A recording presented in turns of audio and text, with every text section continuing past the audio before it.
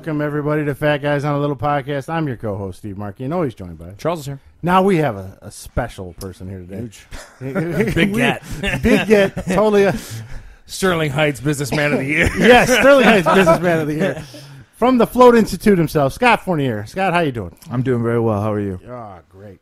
So we met him while we did our sensory deprivation. Yes.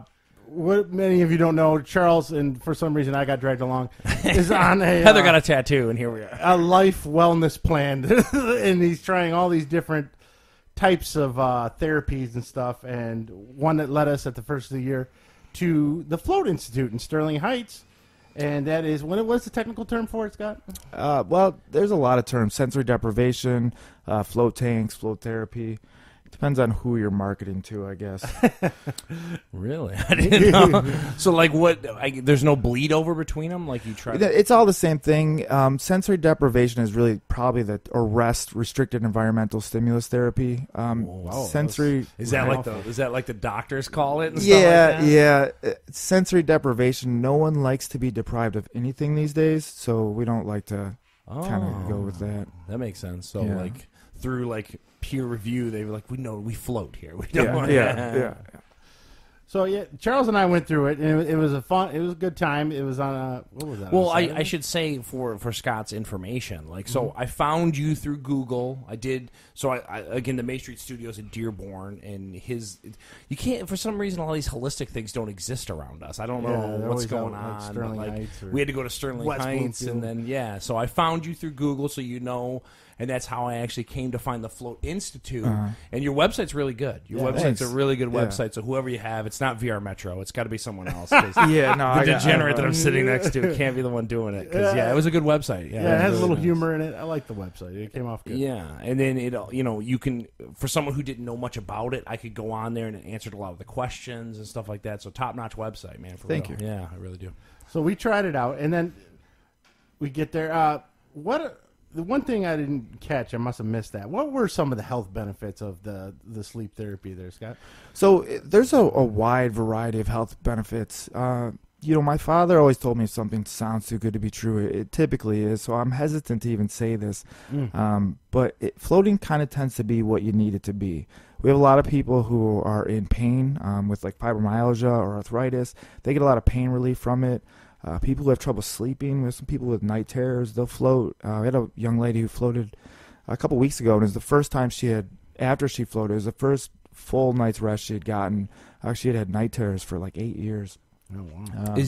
And I don't want to derail, but is that a result of something, or is something she developed? Like, how do you get night terrors? I don't understand. That sounds terrifying. I'm not sure. Oh, wow. I don't know if that's I've heard it's big about PTSD people and stuff like that. Yeah. So it's kind of the same vein. Yeah, we work with a group called Vets Returning Home.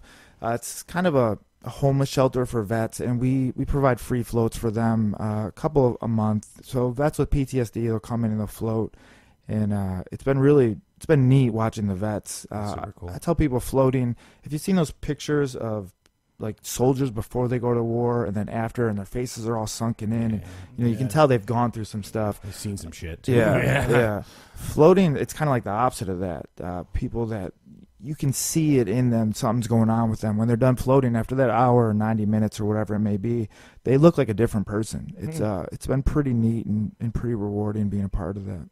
That's super cool. Yeah. And the biggest thing is you're just left with you and your mind kind of thing while you're in there. So you can.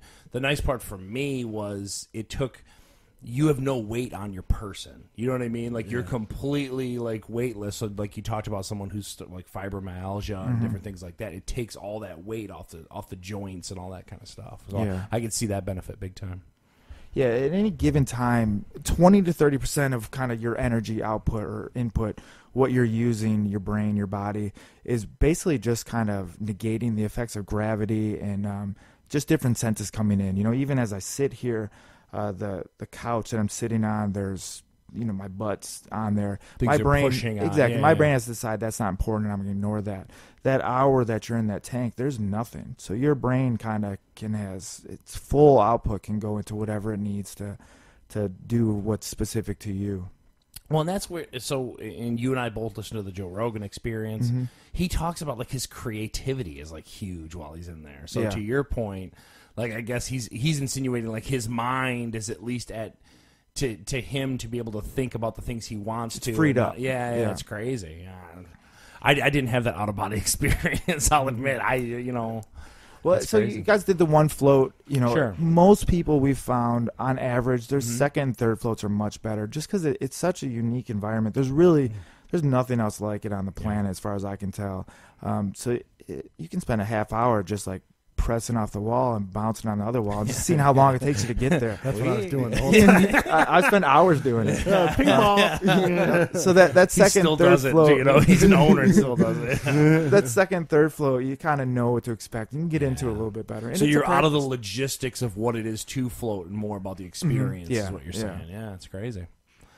So, my thoughts on it, I enjoyed it. One thing though, you probably don't get giant ogres like me and Charles. You need We bigger, walked in, he was like, bigger "Oof." flip flops. Number one, we couldn't fit our feet in those flip Grande flops. flip flop. Yeah, I felt like a geisha. But I girl guess if the trying to one thing walk you have a around. negative of is the flip flops, he's doing okay. Yeah, You know yeah, what yeah. I mean? So- The only thing I'm curious about is there a half-hour option instead of an hour? So we don't have a half-hour option. We looked at it. A lot of people have, not a lot, but a few people have mentioned that, man, I think at a half hour I'd be good to go. And to be honest with you, my floats lately have been going just a half hour. I get in, I float, and in a half hour I'm just done. I got what I need out of it. Just the logistics of it are kind It's of probably like a cost over because he's got to do a lot of stuff to set up those rooms. Yeah, reach the yeah, there's a clients, and turnover we have to the do. turn, yeah, from a hotel industry, I know that. You know what I mean? Like that's not. So he's got to look at it in the way of like if I only get a half hour, I get half the Mm-hmm. fees, but then I still have the overhead of the the Yeah. different items that were in the room. And if someone, I've really tried to. Part of the reason I started this company was floating can be expensive, so I've tried to make my cost so it's available for everybody. Because Sure. $75 that's out of some people's limit. We try to keep it around $40 for the hour. So if somebody wanted to just do a half hour, they could. And conversely, after someone's floated once, if there's no one booked after you, we let people float for as long as they want at no additional charge, so they can do a longer float. 4 And hours that's is the max. flexibility thing's pretty cool. You know what I mean? Like, because, like you said, like Steve kind of was a half hour and was like, okay, I got it, I'm floating. You know what I mean? But like you said, like to each his own, and then you're Yeah. flexible with it. That's pretty cool. I know what Aquaman feels like, slimy, because that's what I felt like when I got out of that Salt salt water? water. Yeah. Very filmy. Yeah. So that's what explains why fish are always so slimy. So how did you get into this whole thing and opening a business doing this? So do you want the long version or the kind of We got short all version? night, Scott. Do whatever you want to do. Well, not 3 hours. So the long version, my brother and I, since we were little, have always wanted to open a business. You got an older brother? A younger brother. He's Oh. 5 years younger than me. That means you're the dick. Yeah, oh yeah, big time. Yeah, giant dick. Since we were little, I remember sitting on our bunk beds talking about what kind of business we'd run. And if you're a plumber, you open a plumbing business. If you're a doctor, you can open a doctor's office. Well, I had no real skills. I'd worked in the restaurant industry for about 15 years. I went to college, then dropped out maybe 3 or 4 times. My brother went to college, graduated. He really became this kind of amazing guy. Like Yeah. people, Younger brothers usually are. yeah, people love him. It drives me nuts. Like Trust people. me, I feel you.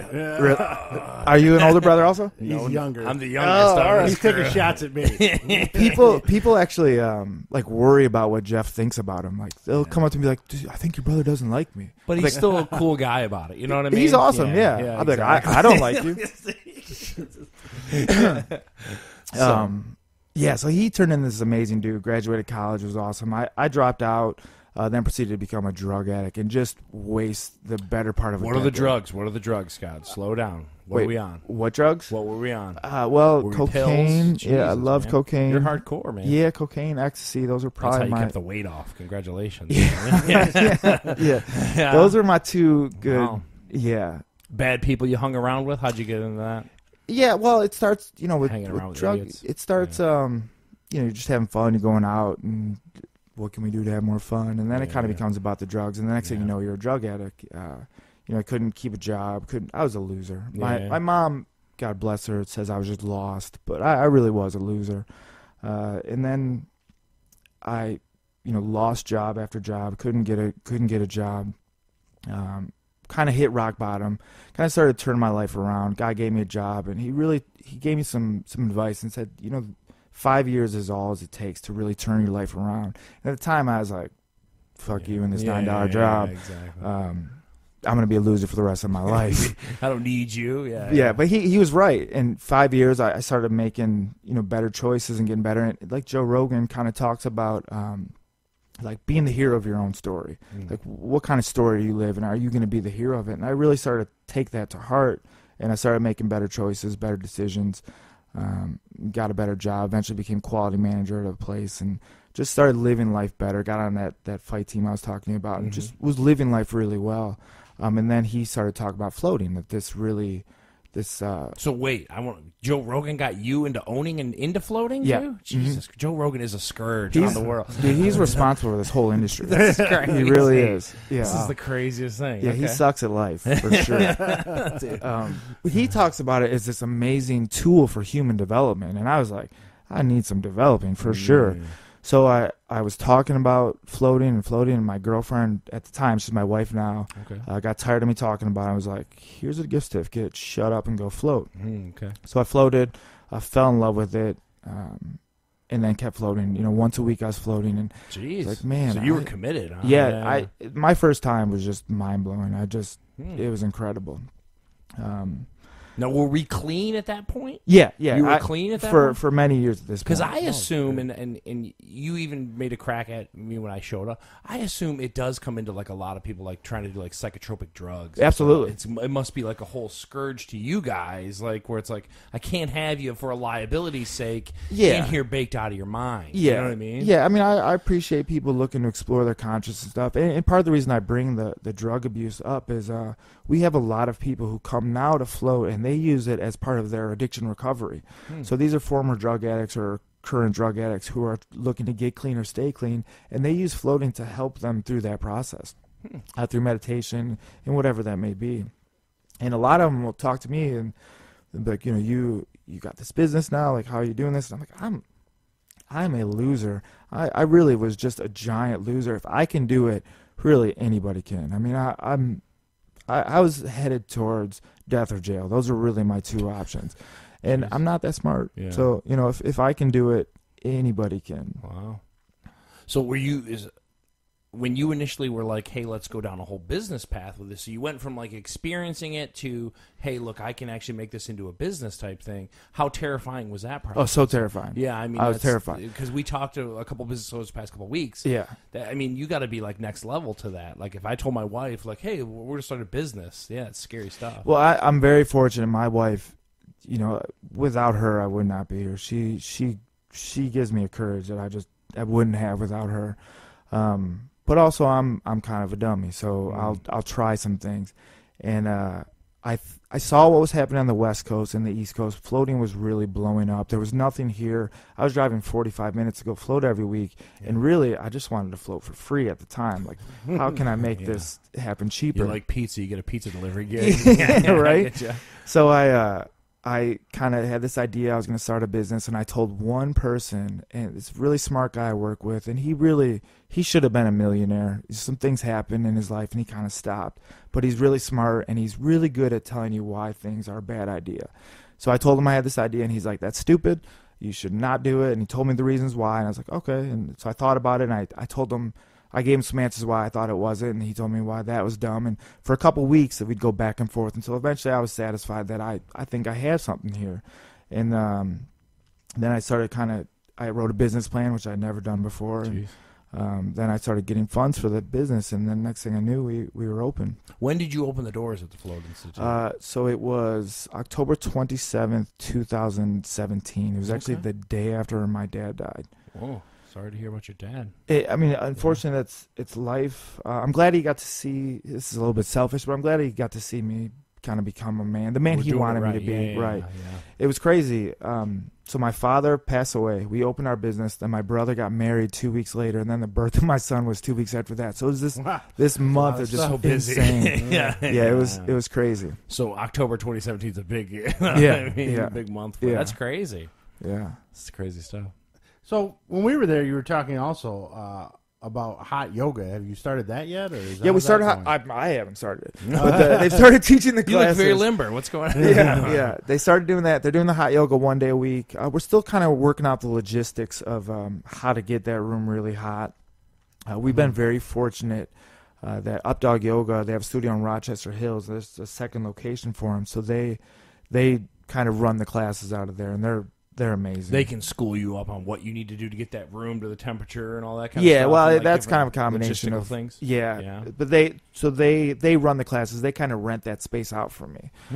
Partly because I was terrified of opening my own business, so I tried to bring in other companies to kind of help pay the lease. Yeah, there you go. That's smart. You know what I mean? That's what big businesses do. So you know what I mean? Yeah.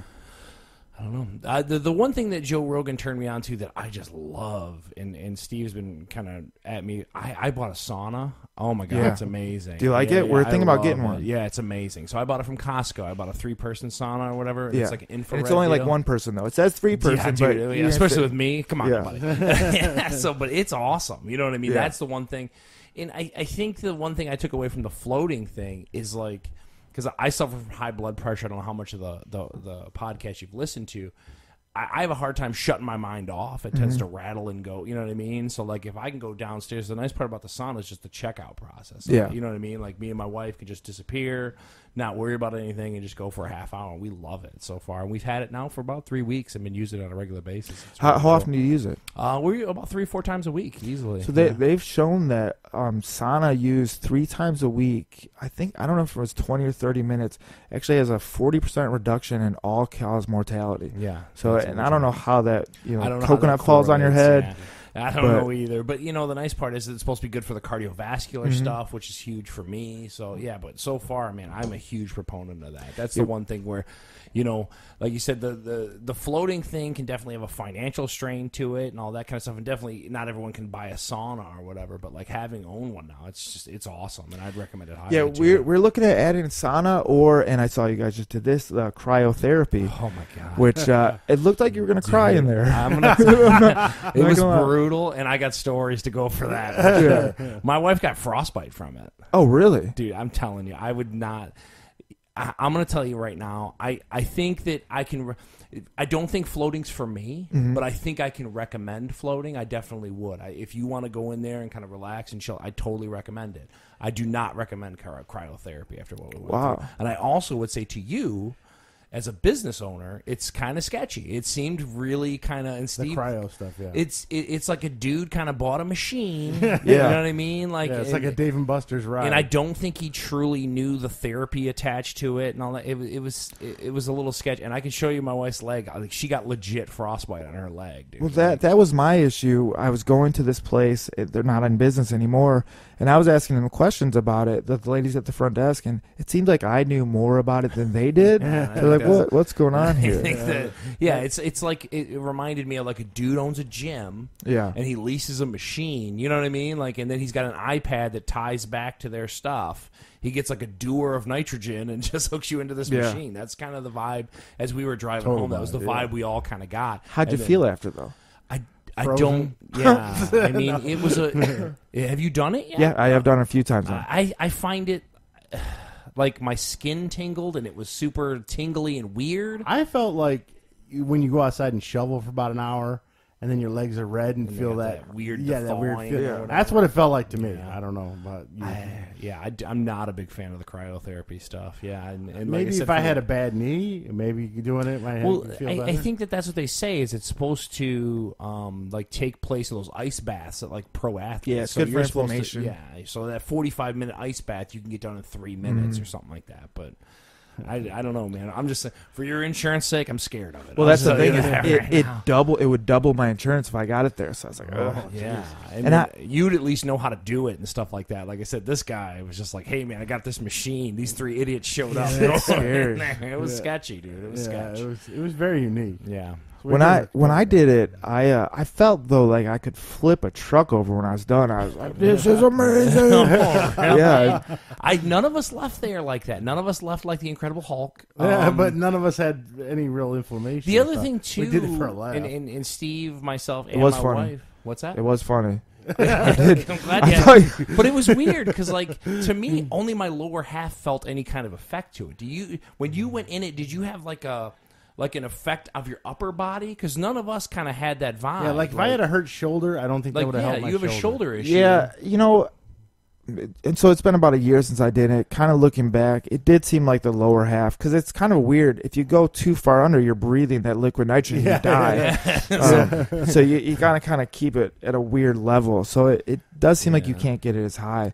The interesting thing I did find, though, is cold. I hate the cold. Like I'm not made for cold. So the guy who lives in Michigan, right? Okay. Regular cold afterwards did not bother me. Like I still wear flip flops until there's no snow on the ground. Until there's snow on the ground. Wow. Yeah. And that was kind of a nice effect. But other than that, I don't know. I did that cryotherapy. I'm not a fan of. It was funny and it was a fun time, but I don't. Maybe if I had a really like sore knee or something, possibly. Yeah. But just, I don't know. I would prefer the floating over the cryogenic. Yeah, and I talked to you at the end, and to go back to the floating stuff, I didn't understand the sensation that I had. And I talked to you before we left about how I felt like I was rotating. Mm-hmm. Yeah. I'm a fat guy, 6'2", in a pool, like a little like bigger tub, and somehow I'm rotating like a clock. And I'm like, I don't know. That was trippy. Admittedly, that was trippy. You get an odd sense of motion. I've actually felt like I was moving upwards before. Oh, the most unique experience I've had in the tank. What's that? You're being abducted. Yeah. I felt like I was moving sideways really, really fast, and then I felt like I was moving upwards really fast, and I was like, there's no way this can happen. And then it stopped, and then this doesn't happen often. We don't really even talk about it a lot. So I stopped, it stopped, and then the whole tank lit up. Like it was like the Milky Way in front of me. It was really, really neat. It's never happened quite like that before. Or quite like that afterwards, but it was a really neat sensation. That's very true. What happens, I think, sometimes is when there's no sensory input coming in, your mind kind of freaks out a little bit, and it's like, we better make something up real quick. Yeah, you think so you'll like see some light. Yeah, you'll see some lights or colors or something. It's crazy. Yeah. So there you go, the Float Institute, and then a little bit of the cryogenic. Now, also on the wellness adventure, we went. I've wanted to do this for so long. Charles wants to rip out throats at Valhalla. Scott and I were talking. Oh my God. Yeah, so we went to again. They have a great website, very similar to the Float Institute website, because that's all anyone finds anything on now. I don't know what Gary talked about with the yellow pages. No one uses the yellow pages. Yeah, I know. But. So that was that last week, right? Yeah, when he's talking about the yellow pages. Yeah, it's crazy. I don't know where he's coming from, but he swears up and down. Yeah. So I found this Valhalla Krav Maga place, and it's in Oak Park. A guy named Dan, I think his name is Dan Lamb, or Don Lambs was the instructor. Really nice guy, really supportive when Steve and I showed up. I signed us both up for a Monday class. We went for an hour training session, level 1 Krav Maga. And I got to tell you, folks, it was cool, but it kicked my ass. Like, it was rough. The weird thing was beat up women. They split us into groups, man. So they split us into groups of 3, and they kind of did it by experience. So obviously, Steve and I just kind of showed up. Hey, we're 2 fat guys, want to punch something. So they kind of split us up and put us to the group with some people had some experience. I'm in there with 2 girls. Like, they put me with, like, an older woman, like, not older, but, like, my wife's age. And they're like, kick this bag. This whole woman. I blasted it. I didn't care at some point. But, like, you feel like a dirt bag. You know what I mean? Yeah. But admittedly, man, it was one of the hardest workouts I've done in a long time. It reminded me of some old school football stuff from, like, high school. Yeah, it's no joke. Yeah, dude. It was workout. The bad part about when you're training with a woman is, especially if you start going with gloves and you're sparring or something, if a girl beats you up, you don't look. You just got beat up by a girl. But if you hit a girl, you just hit a girl. There's not no really a win-win situation. No winning situation. The other thing that's tough too with a lot of people, I'm only 6'2" or 6'3", depending on whatever. I'm not that tall. I'm taller for sure. Man, there's like a huge height difference. So like holding a bag and doing a lot of stuff can get kind of awkward at times. Like we were doing these number 6 elbows, and it took me a second to kind of rearrange to kind of hit it and stuff. But I highly recommend the Krav Maga stuff. It was great. It's a workout, though. Yeah. Hey, if you really want to bust some chub, it's the way to go. I want to be Jason Bourne. I want to be someone who could rip a throat out. So that's kind of high on my list. So I would definitely go back. The thing that it's expensive, you know what I mean? It's kind of like the Float Institute or the floating, you know what I mean? You got to kind of, it's what you're into. I definitely recommend you try them all, and that's kind of what we were doing. But as far as the committal stuff, you can get this punch card, and the punch card's going to allow me to kind of just go in. So maybe a couple times a month, maybe every other week or something like that. I'll go check it out on a Monday, get a good sweat going and maybe learn how to throw a decent punch and stuff like that. It was really good. I really enjoyed it. Steve did too. Yeah, except for the 3 sore days afterwards. And the fact that I'm 43 doing push-ups and sit-ups. I was like, what am I doing here? Why am I doing this? The best was when we first started going. And, he started hitting us with those sit-ups and all. Me and Steve looked at each other like, dude, what do we get into? I'm going to do exercise here with this guy. Because he warmed you up, and then they started to do the stretching. If he didn't do the stretch, I'd have hit the deck. Because the warm-up, you're like, this is the warm-up? This is a workout. There's no I'm going to throw up right now. He's like, go get water. I want to go get a nap. Yeah, me and Steve were like, dude, this is getting real. Yeah, so it was how tall are both of you guys? You say you're about 6'2", 6'2", 6'3", somewhere in that area. I'm about 6'2". Yeah. Because I remember when I was doing the float orientation, you guys were both standing by the door, and I remember thinking, if these guys wanted to murder me, I couldn't get out of this room. There's nothing I can do to stop it. It was just the 3 of us I'm in gonna that die. Yeah. And that's how we met each other. But then again, if you kickbox, you could probably drop us in a heartbeat. That was a lifetime ago, though. Oh, yeah. There you go. But and again, back to the point, your facility is really nice. You know what I mean? I really do. It was super clean and all that kind of stuff to just talk about, with the Float Institute stuff. We were super impressed by, with how everything was set up and all that kind of stuff. And your orientations, you're kind of breaking it down to us. Was super cool. I was super worried I was going to have cuts that got burny, too. Oh, yeah, my God. that's why we got the Vaseline. Dude, that was scary. I had no burn, but I was scared. That's good. Because you got cuts you don't even know about on your body. That's what I was saying. Most of mine were on the balls. Yeah, it's just lathered it up. Kept it just giving you some extra Vaseline. Yeah, actually, my wife and I kind of traveled all over the country, and again, she's my girlfriend at the time, and we tried to take what we thought was the best at each place and bring it to the Float Institute. Yeah.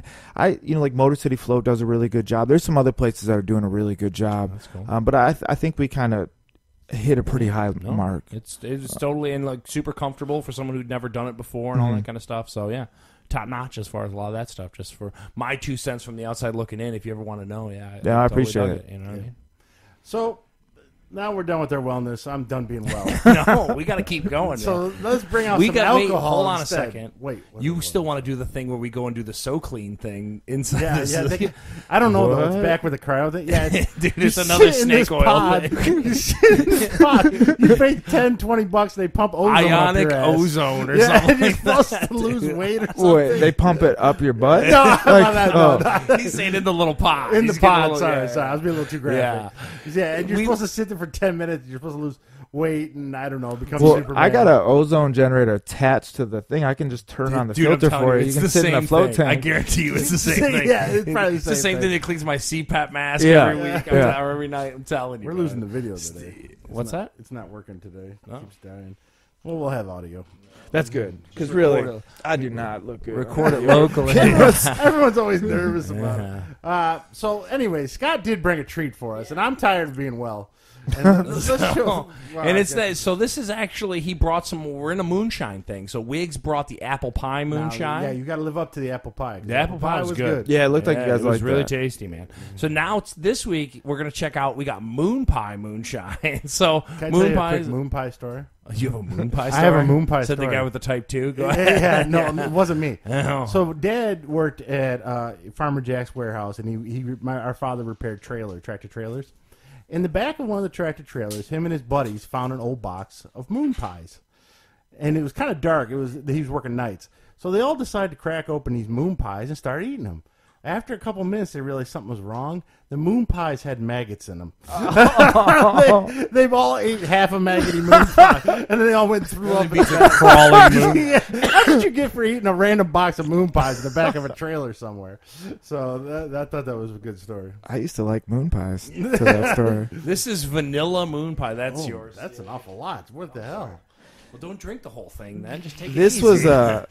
was I was super nervous to come on here. No.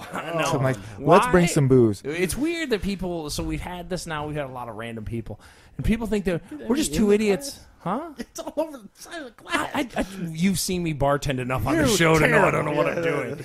It's funny that people get nervous because, like I said, we just kind of hang out and BS. You know what I mean? No, it looks like a lot of fun, and I've spoken in front of large groups and stuff, and that. Even if you suck speaking in front of a crowd, it's over once you're done. This is on the internet; it lasts forever. So if I suck, my grandkids are gonna know about it. You're doing a great job. And also, this ain't gonna work for you, Type 2. What? This is extremely sweet. This is vanilla Moonpie Moonshine, and man, it tastes like a moon pie. It smells good, tastes good. Goes I didn't down easy. I didn't realize you had type 2. I would have. Well, no, it's fine. It just happened. It just happened. Yeah, this is a fresh. He's fresh, Type 2. So this is a celebration. yeah, pretty much. We're celebrating Steve's getting his leg cut off. I think it tastes great. Yeah, this is that's two not bad. moonshines in a row that taste great. Man, maybe those hillbillies have something right with that moonshine. yeah. I'm telling you. Maybe it's the whole aging thing is just BS. Maybe like the whole barrel aging this and you know what I mean? Like just making this shit taste good. You know what I'm saying? That is good. It is sweet. It's not bad. 2 for 2 on the moonshines, man. I'm telling you. So far, like you said, these hillbillies are onto something. Even though this is probably mass produced in a warehouse somewhere. Isn't it? Yeah, this isn't like My hillbilly in the woods. my neighbor makes moonshine. He's from Albania, doesn't speak English very well, and he makes some amazing moonshine, but it's strong stuff. You gotta watch out having that shit next to you, man. Yeah. Blow up and having it still next to you, man. Well, he does small batches, but he'll put it in water bottles and give it to you. And like, here you go. So one day I was cutting the lawn, super hot day out. I go inside, I grab this water bottle and just take a swig of this moonshine. This death juice. Just start instantly spitting it out. Oh man! It was, Just went in there and drank ether real quick. that's what it felt like. Oh my god! Especially if he's making it in his like tub or whatever he's doing. Yeah, Dude, yeah. I'm sure I got like a bathtub toenail in there. moonshine. Good though. I mean, he does an Does amazing he job. flavor it like these delicious? Not moon- flavor, but he Oh. makes really good wine too. The guy's talented. Jeez, man. Wow. But when you're thinking you're drinking water, Yeah, and moonshine take a is- giant swig. That's a little. and rough. you know he pounded it too. He's like, Oh, yeah. he was like, "Ah."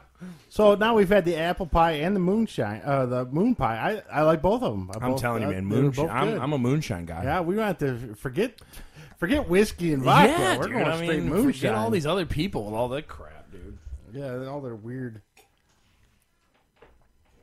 things. So yeah, so thumbs up to the moonshine. Yeah, Moonpie Moonshine. Didn't see that coming. That was a surprise. You always like a surprise on the podcast. Now, Scott, you claimed you were kind of nerdish like us. yeah. So here we go with some reviews. There's some doubt there, huh? So we got some reviews of stuff. Now, Scott, how are you on the Marvel stuff? Marvel comics, you like them? Marvel comics or Marvel movies? What are we talking about? Anything? Anything Marvel Universe. Yeah, If it says I- Marvel, I like Stanley, Marvel. you I'm more of a DC guy, I think myself. But Ooh. I do not the movies. The movies, unfortunately, are kind of bomby. But Their I animated like movies Marvel. are good. I like DC too. Superman's my main. Me too. Do Yeah. you like stuff with his son now? You're not a Batman Yeah. thing where like he's actually has no superpowers. He's just a genius. Yeah. Superman's the man. Yeah, his son thing's okay. By the way, in the comics, Superman Okay. has Yeah. a son now. Oh. So he pulled that out. So Wasn't let me ask expecting the that. question. So how is and we're gonna get derailed again because that's what we Okay. do on this podcast. Yeah. How does Superman have who's Lois the Lane. Yeah. But There, like some stuff happened recently with the New 52, and that got totally torn away. And the old Superman came back with Lois Lane, and they're married and have a kid. And how does I think it's really good. does he just come flying out of the vag? Like how does she birth Superman's baby? They really didn't Like, cover Yeah, that much. they didn't. Wow. They It's kind kind of of forwarded interesting. to when what was the kid? What is he about 5, 9? Well, 10? he just took a age jump, and now he's like a teenager now. Oh, I missed that. Yeah. When I was reading him, there he was only about 9. Yeah, years he old. wasn't that old. They didn't cover the baby and how he became. It just you know. happened like last So month. I think. it sounds like both of you are pretty much you're still consuming comic books. How are you consuming your Online. comic books? So you're doing it through what app or what are we I doing? really don't want to say. Is it illegal? What's with you guys? Is it illegal? He's got a broken fire stick. What are you doing? It's a website that posts all the Okay, comics. I okay. get to Well, read let's them not get for free. specific. Can on I the get that website. after? Yes, And then how are you consuming your comics? So I got a place I go to every week. And You're old pick school. up- Still yeah, keep picking up the paper. yeah. I learned how to read through reading comic books, and I love that smell of paper, and I love that feel, and I just can't do it on my tablet. Wow, it just doesn't have the same vibe to you. Yeah. I'm just cheap and don't want to keep buying the comics. So How much is it? What is like a legit $4 or like what is $5 a piece. Yeah, I was gonna say not, it's an investment. Not 75 cents from when I started, Jeez, or $1.09 or $1.25. You got to do a lot of floats to be getting all these comics over there, Scott. When I first, I was like 9 or 10, and I told my dad I wanted to. I wanted to get some comic books. I like the Flash and Superman and Batman. He's like, okay, I think I got some at your mom's house or at my mom's house at your grandma's.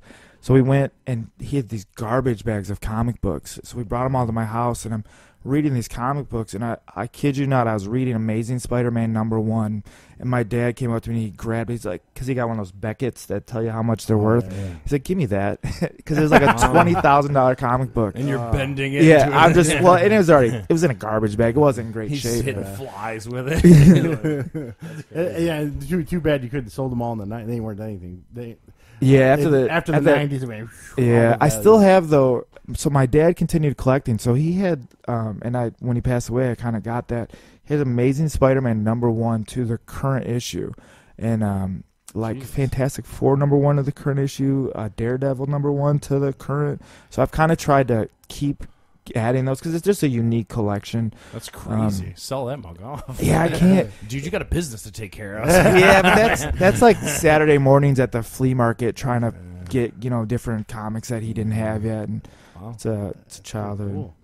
Yeah, you got me beat. Most of my comics. I got a couple of Secret Wars from the 80s, a couple of Wolverines from the 80s. Yeah, Secret you're Wars kinda, like the you're first like kind of single. 90s and stuff like that. I was mostly 90s. Yeah. That's Late when 80s, me and you 90s. and Brack would go out to the comic shop. I have 5 or 6 full-size boxes in my basement full of comics. Yeah. I just quit after a while. I was like, all right, I got to stop. It's an investment. So I kind of interrupted you because you didn't believe I was a nerd. Oh, that's great. So the first one we're going to review, and I watched it all week with my wife, The Punisher, Season 2 on Netflix. Michelle's watched the previous seasons? She's I didn't know that. Me, so this is one of the last bastions of Marvel movies or Marvel shows on Netflix, right? Yes. Have you watched any of those, Scott? So I'm going to go home tonight and start watching the second season of Punisher. The other Netflix ones I've watched pretty much all of them. The thing I like about The Punisher, in this day and age where everything can't be violent and you can't love guns, they do in The Punisher. Violent, right? Every episode's violent. There's blood everywhere. He's smashing Throwback heads and to the stuff, 90s. right? Yeah. For some reason, in this day and age, like John Wick is the only acceptable violent movie. Anything else is like, oh my god, they love guns. No, The Punisher loves it. I love that guy who plays him. The guy from Walking Dead, John Brethnell or something. He's got like the wide, broken boxer nose. He's got the deep voice. He plays pissed off better than any actor I've seen. Now, I think the second season is not quite as good as the first season. A lot of psychological stuff like, well, why are you still murdering it? And the guy, his they're trying to dig into Frank Castle. Yeah. And well, him and his arch villain from the guy from the first season is the arch villain in the second season, and he's in the hospital. And he's a lot of psychiatry sessions and stuff. Is it Jigsaw? Yes, okay. Jigsaw. Yep, you got it. Billy Russo in the show is what they call him. They only call him Jigsaw like twice in the whole series, but it's good. I like it. But it's got that Netflix bloat sometimes. Sometimes like it's only 13 episodes, but there's a couple episodes you watch and like I could have done without this. episode. There's a lot of shows. Got the clunker episode. Yeah, Punisher's got a couple of those, but they always end them with some really good violent scenes. So you might have to sit through a clunker episode, but someone's gonna get stabbed in the head. He takes a weight. You know the round weight you put on the bars and stuff. It's like a 10-pound weight. Yeah. He grabs it. He's in a gym getting a fight and just beats this guy in the head with this weight until he looks like a bloody sloth. And does it look good? The effects are good? Oh, yeah, and they like show that? it, too. His head's caved in, the blood's pouring out. It's insane. The only thing I kind of gripe about that is the beatings Punisher takes in that show, he shouldn't recover as fast as he should. Oh. I mean, he's borderline dead on some of these fights. Next episode, he's up and running. Good to go. He's got Wolverine. Yeah. So his healing power is a little much, but very entertaining. I enjoy the Punisher. It's old school violence. Probably can't watch it with your kids. So this is the second season? Yes. And you're saying that it's got a little too much psychological bend to it. That's the only, We're trying to figure out why Punisher punishes people. No, it's most of the psychological stuff is with his villain. this guy that you saw the first season, right? So I'm actually midway through the first season. I kept falling asleep during the episodes. Oh man, that happened right while we were doing the build out, opening the business up. So I was just working like 90 hours a week. Yeah. So the main villain in the first season is the same one in the second season, the same one in the first. And they create him in the first season. Yeah, right? yeah. And he got his head beat in at the end of the first season. So he has kind of like an amnesia thing, and he's seeing skulls in his sleep. So he's with this therapist, and there's a lot of that. And it's like, all right, get it, you're crazy. Smash a head in. Yeah, go stab someone in the face. I don't got time for this psychological crap. But not as good as the first season, but worth watching. Unfortunately, we all know Netflix is getting away from it. Yeah, and it's gonna cancel it soon. So yeah, what's up with that? Like, Marvel's got a streaming service. But Disney can't use it for 2 years. Any of those characters, right? Yeah, pretty much. It's probably though they don't want to compete with it. It's and probably more. Yeah, and they don't want to put more time in. Netflix doesn't want to put more time and money into these shows when they know it's going to get yanked. So they bought, Mark Millar, the comic writer. Yeah. He has a whole comic universe, I guess he's made, and Netflix bought that. So that's what they're going to try to start. What does he publish that to? Is it an Image thing or use the Image or Independent? One of them is the Umbrella Academy. I don't know a lot about it. Yeah, I saw a preview for that though. Yeah, that's coming first from Netflix.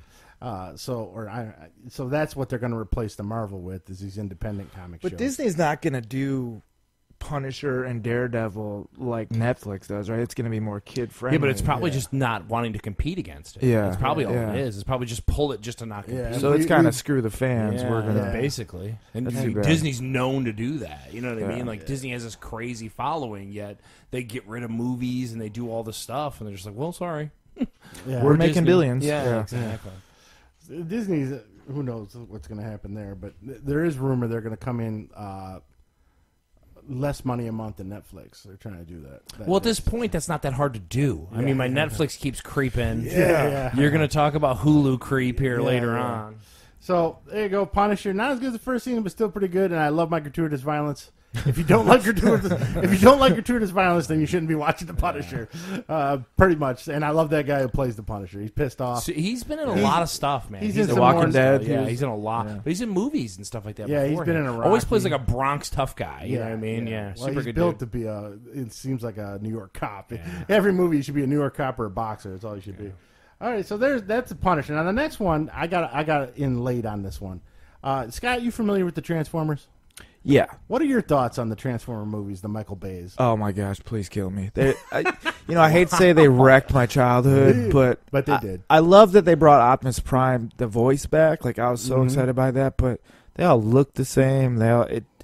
It's awful. Yeah, exactly. Maybe it's the moonshine talking. You're it's speaking awful. the truth. Yeah. So, do you like the old cartoon movie though? Back in the day, you got the power.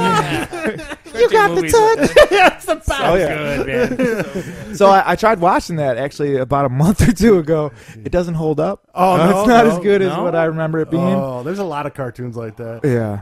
Especially, what was the one I watched? He-Man. I went back and watched old 80s He-Man cartoons. It wasn't my God, good? are those terrible. But First does off, G.I. they Joe repeat hold the up? same- I want that vault with all the G.I. Joe seasons. Does that hold up? Does anyone No. watch G.I. Joe? Yeah. I know knowing is half the battle, but No, they have an episode with Shipwreck where oh my God, I'm not going to go into it. But no, it doesn't hold up. I always wondered, like, not necessarily Me Too movement or stuff, but they say that women have these ideals that they have to live up to. Like we had He-Man and these crazy like muscle dudes. There's no way I'm living up to that ever. It's like, what about me? I don't know. I look just like He-Man. I don't know about you guys. I do when I close my eyes and use my imagination. So I got a late start and I missed it over the holidays. So I went and saw Bumblebee. I was going to talk to you about this last week. Now, Did you just go and see it? Last weekend? Yeah. Small theater at this point, or what's it? There was nobody in Yeah, there. Maybe one other couple, if that. It was pretty nice. It was the day we hit the big storm on that Saturday. Oh, okay. So me and Michelle went and saw it. I tell you, Scott, the first 10 minutes of this movie you're going to absolutely love. It's all on Cybertron. All the characters look like they did from the animated show. I heard it was good. Yeah, but after that, after the 10 minutes, so it looks like the. You see that it opens up on Cybertron. You see Soundwave, you see Ravage, you see all the big Starscreams, names, Optimus, Jazz, all of them except for Megatron. Megatron's the only one that's not on a Cybertron, and they're just fighting and going at it, transforming. Same voices from the cartoon. Wow. That's awesome. It was awesome. You go, oh my god, this is the greatest movie I've ever seen, and then it ends. Bumblebee escapes on an escape pod, comes to Earth. What's the theory? I guess broad stroke wise, why is Bumblebee escaping? Because he's establishing a forward base on Earth for the Autobots to escape from Cybertron to retreat to. So is it a prequel then? Yes. Or are they going to do a soft reboot then? No, this is a prequel. It's a prequel to the first Michael Bay movie. And it ties in pretty good at the very end. The first Shia LaBeouf movie? Yeah, is that what we're the dealing with? Shia LaBeouf movie. So after seeing that, you're like, my God, I want a movie just like that. But then it doesn't. It veers into like a kid's movie where the girl finds Bumblebee and she bonds with Bumblebee. You know, it becomes like basic. Yeah, it's cliche.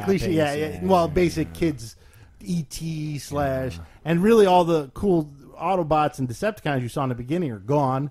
And then they bring in 2 new ones they built for the movie. I don't even know what they were. They were triple changers of some kind. And then there was a one I thought was Starscream, but it wasn't because Bumblebee kills it like right away. And then that's it. And then, it's bonding and blah, blah, blah, blah, blah, blah, blah. And so the 10 minutes, if you want to go, you go to a dollar movie. Yeah, go watch I mean, the movie's 10, not bad. And John Cena is what he is. He has one He looks so odd with that new hair. Well, he has his brush cut in this Oh, movie. okay. So he's back to because that new hair with John Cena. New hair is weird. Yeah, and he's got that bald spot. Oh, my here, God. too, so It's super like, weird. Might as well just kept it buzzed. I don't understand. Yeah. But the only depressing part is the first 10 minutes, and you realize, this is awesome, and then it goes all the way down. Man. So it brings you up, crashes you. It's not a bad movie. It's just like a kid's 80s movie where the girl bonds with Bumblebee, swap Bumblebee out for E.T., swap Bumblebee out for whatever random cute little animal, and that's pretty much what you got. And it wasn't terrible, but... Can I just say, Shia LaBeouf has killed yes. Transformers and Indiana Jones for me. 2 of my favorite childhood things. He was good in Constantine, though. I thought he was like a good... What movie did you just Constantine? say? I don't Was think it I've seen Constantine? that. What is that one? Keanu Reeves is in that one. I don't know Wasn't Shia LaBeouf in that? He was like a I little don't know. fast talking. No, Yeah, I'm asking. I think he was. What's the yeah. premise of Constantine? He a lot of devil. Okay, a lot of religious annotation kind Yeah, of thing? yeah. He's like, what is he, a detective or something? Yeah, he was supposed to be a blonde-haired English dude. Yeah. Keanu Does Reeves. Keanu Reeves do anything like crazy action? Is that? No. Oh, then I'm out. He smokes a lot. He has a lot of cigarettes. Well, Yeah. Does he look badass while he's smoking?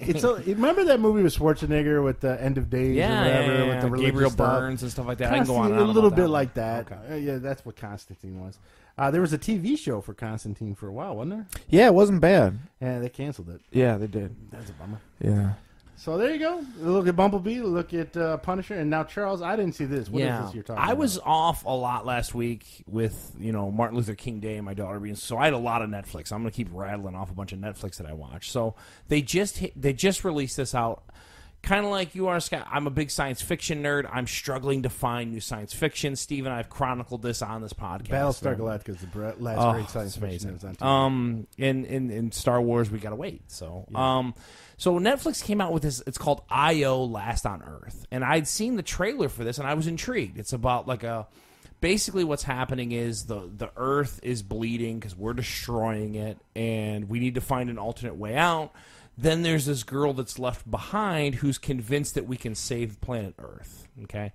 And she's basically going down into the lower levels, and that's why she has the O2 on, because basically they can't breathe. There's no oxygen because we have no living items to produce oxygen. This movie's terrible. Isn't the guy from... that sounded like a really good start. Exactly. And Isn't hence the reason why I the- watched it The guy and from don't the Avengers recommend is it. in it, isn't he? Anthony Mackie, the Falcon? I'm sure. The black guy. Yeah. I'm Okay. sure he could be. I don't know. He's not comic in book the stuff movie? I check out. You know what I mean, Oh, Steve? okay, So okay. I don't recommend this. So all I'm saying is you wanted some kind of like sci-fi trappings and like you waited for this revelation of like what? Oh my God, maybe she did figure something out. Maybe we left too soon. It was terrible. She fell in love with a dude who just shows up in a balloon. I'm like, okay. Did they go to Oz? Dude, it's Steve. It's so bad. It is just everything you could think of, like anything science fiction. And like I said, you want to like this. You're like, okay, what's going on in this world, or what? You know what I mean? dude, I need 2 hours of my life back. Netflix should discount me for the month. It is terrible. What was the name of it again? So I don't watch it. Last on Earth. Make sure you do not watch that. Yeah. Put it in your down, thumbs down. It is terrible.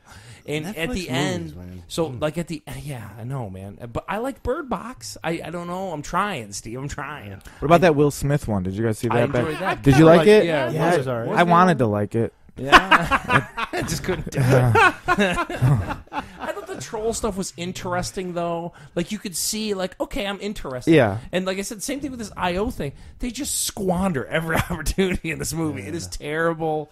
Avoid. It's just so bad. She's convinced that, like, bees, if we can get bees... There's this weird angle with her dad and all this kind of stuff, and then it turns out that the guy who shows up was trying to, like, stop all hope and to get everyone out. It tries to be, like, way more cerebral than it's just bad. I can't, dude. Steve, I'm telling you, this guy get away from it. I'll take your word for it, dude. And now these Netflix movies, yeah, flip a coin. One of the other things that they just came out with, for some reason, Netflix launched like 2 Strongman shows. And I noticed you wrote Schwarzenegger on your sign-in thing there. I'm a huge Schwarzenegger nut. I love it. Mm-hmm. I don't look like I'm in shape, but like I love strongman stuff. I watched Twins the other day. It was on cable. That's a great movie. That is so great. So Netflix launched two Strongman shows. One was called Legends of Strength, and basically what it does is it followed. There was 2 episodes, and it followed this guy Eugene Sandow, who's like the guy who, like, the Adonis guy back in the day when they used to do like the fairs and do the feats of strength and all that kind of stuff, like holding the big barbell and everything. That was super fascinating. The other one that they had was this one called Strongland. Now this is really weird. So basically, in what's called Basque Spain, is like a weird rural area of Spain, they like lift rocks. They just lift rocks. It's a competition. I usually do that in my backyard. Yeah, it's the weird. They have like training facilities where these kids are learning to lift rocks. Super weird, super interesting though, because these people are so farm strong. It's unbelievable. Are they all just? They're not jacked, but like you could just see. Are they beefy looking dudes? They're like the Albanian guy that probably made his moonshine. They're like these crazy, like, you know what I mean? Like these guys that could like break your arm who don't look like anything walking down the street. It's crazy, like all go no show kind of thing. And it's just so it chronicled 3 areas. So there's the thing in Spain where they do the rock lifting, and then I didn't even know this wasn't on my radar. It's apparently in Scotland, right? And in Iceland, like lifting rocks are just a thing. So in Iceland, there's like feats of strength that are just sporadically throughout Iceland. Well, what the hell else are you going to do in Iceland? Apparently lift a rock. So this is where the mountain is from. Game of Thrones rocks? Mountain is from Iceland. Reykjavik and all that. Yeah, like all the strongest people in the world are from Iceland. Yeah, well, and I know They're why. Giants, because like apparently on like a weekend you just drive to a national park and there's 4 rocks that tell you to be a man, lift these rocks. So they're eating raw fish and lifting rocks in Iceland. It's Is that what super you're telling me? crazy, man. It is one of the crazy, but it was super interesting because I'm just like this guy. And so even in Scotland, there's like these things called the Dinny Stones and all this kind of stuff. Where they're just like feats of strength. Prove you're a man, Scott. Lift this rock. Like imagine I would fail miserably. like imagine that was just like a thing. And They'd that's all have hernias. it was super interesting. The doctor would be very busy. We were trying to prove we're a man. Blew it out. Yeah. So I recommend those 2 way above IO Earth. So are they like documentaries almost? Yeah, Or- they are, and they're produced by Rogue Fitness, who makes a lot of like barbell equipment and all this. So it must be like their inroad into like strength stuff and kind of that whole community. It's After super seeing good. this list, you did watch a shitload of Netflix. This I week. told you, man. I was sitting here all week. I'll talk about it a little later. I lost my dog this week. It's a whole thing, man. man, I didn't get sorry. nothing done. Yeah, That's he's hard. the May Street Studio mascot. He's no longer with us. So what is FYRE, the greatest It's party? not. It's in FYRE, the Fire Fire? Festival. Scott, have Fire. you ever heard about this? The Fire Festival. The Fire Festival is that thing with Ja Rule that was supposed to happen on a Oh, small yeah, island. yeah. This is a documentary about it. Bunch It of rich is kids not super getting their way. Again, delete IO Earth and watch this Fire Festival thing immediately. Oh my God, it's super fascinating. So basically like this hustler guy who like created like this weird lifestyle brand was just like he got a bunch of Instagram people to like create this like, hey, Scott, go ahead and Instagram like influencers about this Fire Festival, about this lifestyle festival thing. And people were just buying like $5,000 cabins and all this kind of stuff. He had no festival planned. It was just, Yeah, he had like costume makers that he was Dude, hiring to do it. They super made good. like Oh $10,000, my $20,000 worth of costumes. Dude, fire this guy up when you get home. This Okay. is super cool. Like so somehow he gets in bed with Ja Rule because he wanted Ja Rule to play at his birthday. So then Ja Rule's doesn't? involved in the Fire Festival. Yeah, I mean, I think I got DMX for my birthday.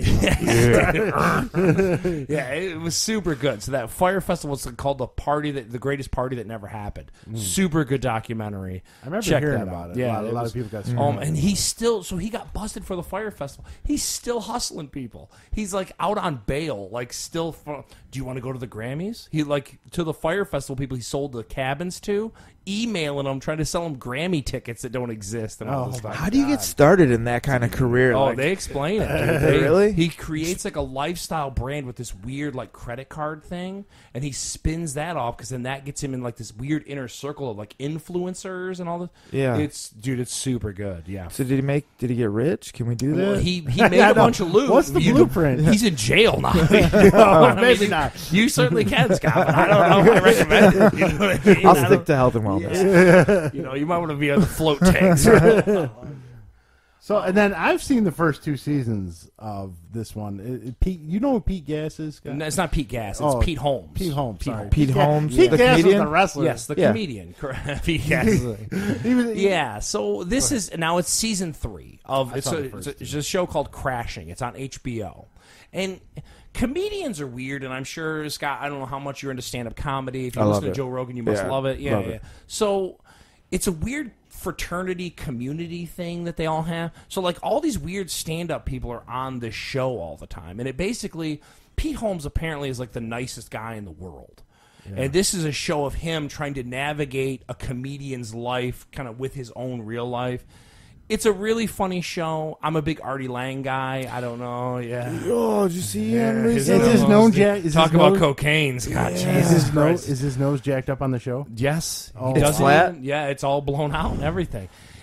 So season 3 premiered. I do recommend the show. It's not super funny, but if you want to see that weird, like I said, like inside baseball of like comedians and that weird fraternity thing, so he's doing a lot of like colleges and stuff, but then he kind of comes back and tries to go to the Comedy Cellar and gets kicked in the nuts because another guy just kind of, you know how all of a sudden like a new young hot guy comes along and then bumps him and stuff. It's a funny show. So yeah, Crash. I heard Artie Lang's great in it too, though. Yeah, and he's a main character in Yeah. there. He's always like ripping on Pete Holmes and stuff like that. It's And yet his life is a train wreck. yeah, exactly with his flattened nose. Yeah, it's a I mean, okay, so I get my diagnosis and I change my whole lifestyle. This guy just keeps going and just blows his nose out. He doesn't care, man. He stabbed himself like 30 times, dude.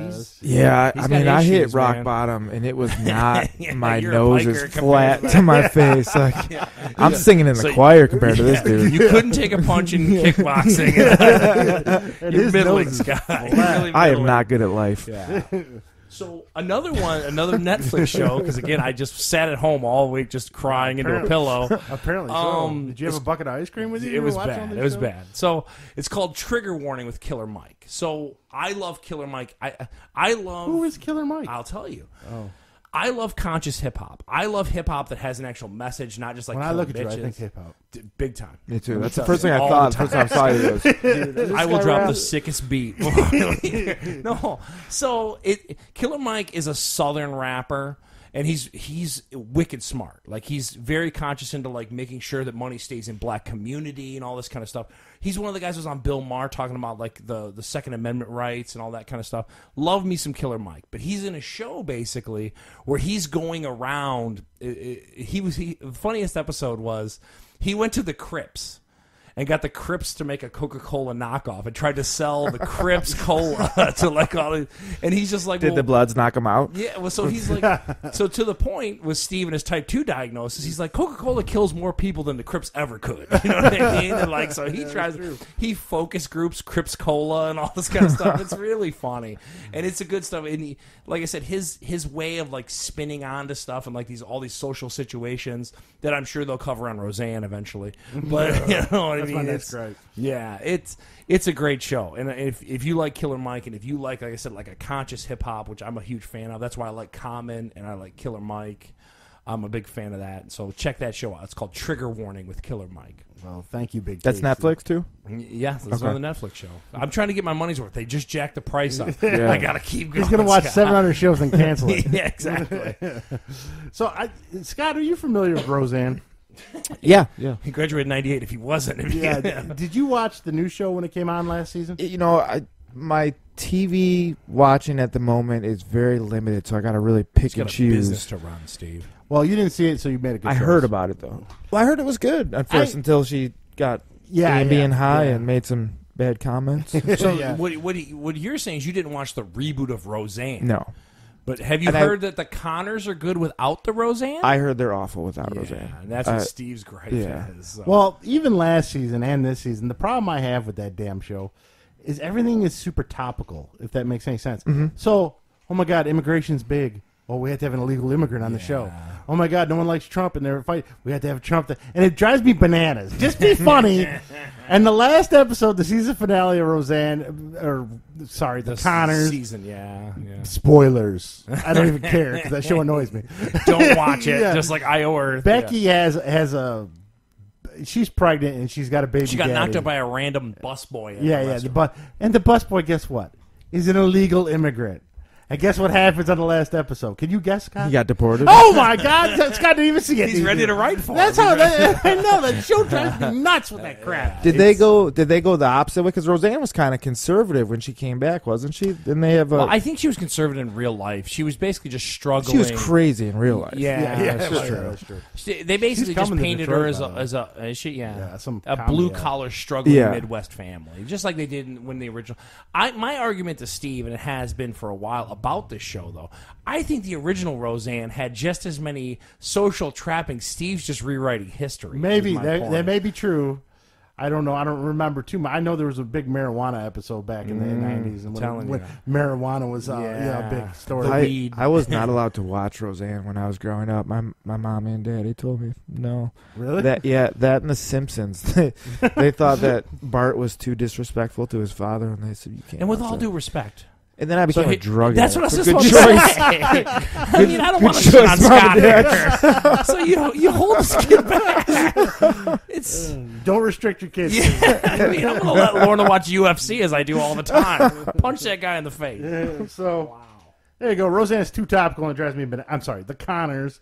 Yeah, I mean, he just happens to get deported. I mean, seriously. The funny part was eyes rolled so hard. They also painted him to be a great guy. Like he wanted to take care of the family.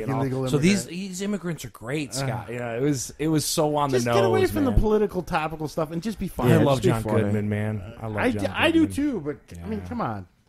King Louis, you can't go wrong with King Louis. Wasn't King Louis? King Ralph. King Ralph. That's what I said. Can you edit that? No one's taking that back, Scott. You don't know what you're talking. So, Scott, you're lucky today because we're bringing in a new segment that may not come every podcast. Yeah. But we may do it on every big event. Now, we're going to talk about the UFC. Yeah. So I'm a bit of a savage, as it sounds like you are as well. Steve turned me on to this, as we discussed earlier. And the funny thing is he watches it more than I do now. I can't get enough of it. I'm a psycho.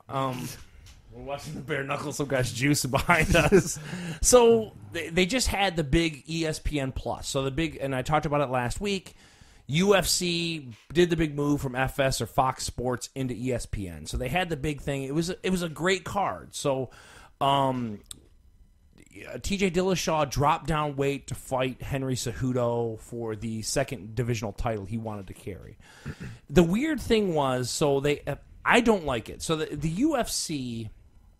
They signed Greg Hardy. I don't know if you know who Greg Hardy is. Greg Hardy was the guy who got caught up on domestic violence when he was an NFL player. Yeah. Then the UFC turns around and gives him some of the Wednesday night stuff and gets him in on some of their prospect stuff and then actually gives them on the fight card. I think that's a detriment to the UFC, is my opinion. To me, there's enough talent in this world, and Steve's going to touch on it a little later, how many people you have on the roster. Why you have to go with Greg Hardy? To me, all it does is make it seem like you're not a sport, that you're more of a spectacle. Well, and that's a bummer to me. Yeah, you have him co-headlining his first fight. Yeah, well, a guy that was so bad the NFL was like, we'll take murders, when Jerry Jones turned you down. Yeah, how messed up. And he was unproven. I mean, he was in that show, but he was kind of unproven at that point to be and the rest. You had. Cowboy was fighting on that. And That I'm was a gonna great talk fight. about that. So Donald Cerrone is one of the most amazing fighters. Him and McGregor is what I'm He will hearing. fight anyone. And we talked about it a little bit before the podcast went live. I don't know how you do that.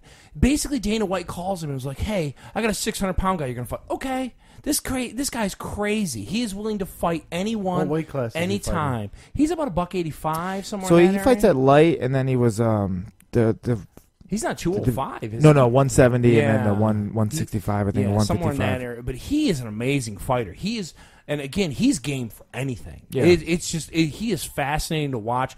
He does all of his training out of New Mexico and all this kind of stuff. He runs like a little ranch where he actually trains a lot of fighters and stuff.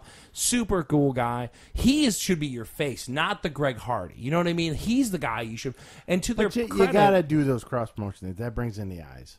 They did it with CM Punk. They did it with Brock Lesnar. CM Punk doesn't have the pass that Greg Hardy does, though. So you're a sport. I don't want to say UFC and MMA is at infancy because it's not. People know of it, but to me, you just had John McCain years ago calling it human cockfighting and all this kind of stuff. Then you turn around and put this guy on a main card to Scott's point like way too early. Was Hardy? I the only thing I knew about, and I don't follow football. The only thing I knew about him was he got kicked out of football for beating up women. He was like was he two good? times. Was he good at football? He was a good. He's a defensive name. Okay, lineman. so for he sure. was like an If all-star. you're a football fan, you knew who Okay. he was. He All played right. You know for what I the mean? Panthers, and then The Dallas Cowboys, took a chance on him, and then they cut him. But I just so he got. If you watch the event, so the event was a little weird. So the event went from the ESPN Plus app to the ESPN channel where Donald Cerrone was the main event on that channel, then back to ESPN Plus.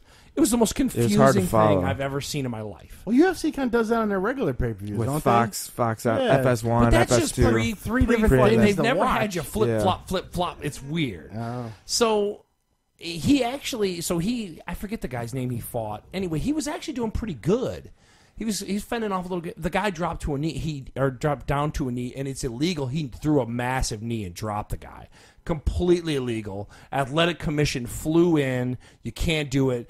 Referee calls the fight. You're out. So now here's this guy that you're already taking a bruise for actually signing him, and then he goes and does something illegal. Like, to me, huge misstep for the UFC. I don't think you should have ever touched him in the first place, and now he turns around and makes you pay the price for it. It was crazy.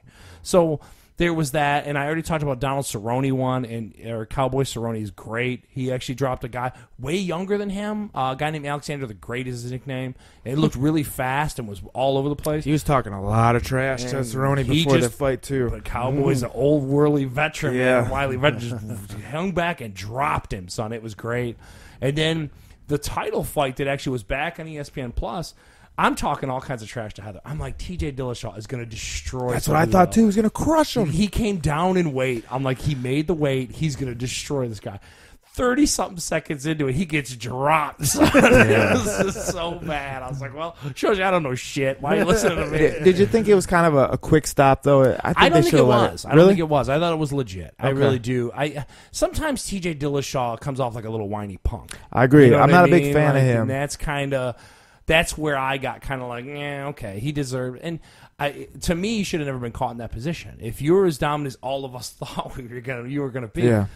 I don't think Henry Cejudo's like some great answer. I just think TJ Dillashaw underestimated. But it looked like he him. was going for a single, and it looked like he was talking to the ref still, and then he just kind of like that Yeah, ref he was wanted to doing stop it. He was doing the out where when you start reaching, you know what I'm talking about? When you're out cold and you just start like you're involuntarily like just trying to grab for Trying to something. hug. He was doing that. I'm like, he's out. Did you see the Cyborg Nunes fight a couple weeks ago? No, I didn't. No. Oh my gosh.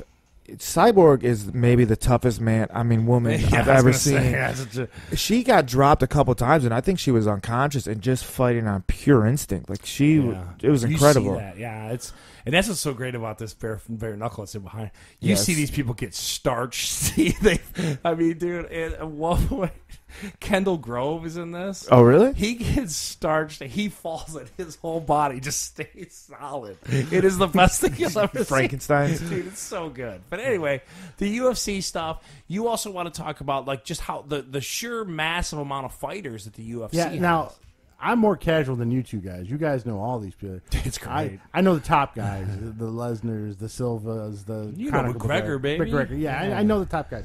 but I don't know like half those people. I didn't even know who the hell the cowboy guy is until you said it. Oh, so I got interested, great. and I was wondering how many people and fighters are on the roster, female and male, for UFC. Scott, do you have any guess on how many? I think it's like 212, 219. You're a little low. It's 501 according to the website. Active roster. On the active roster. Yeah, that's why every pay-per-view got these new fighters. I'm like, who is this guy? So the fact that you two are up to date on some of these guys is pretty amazing.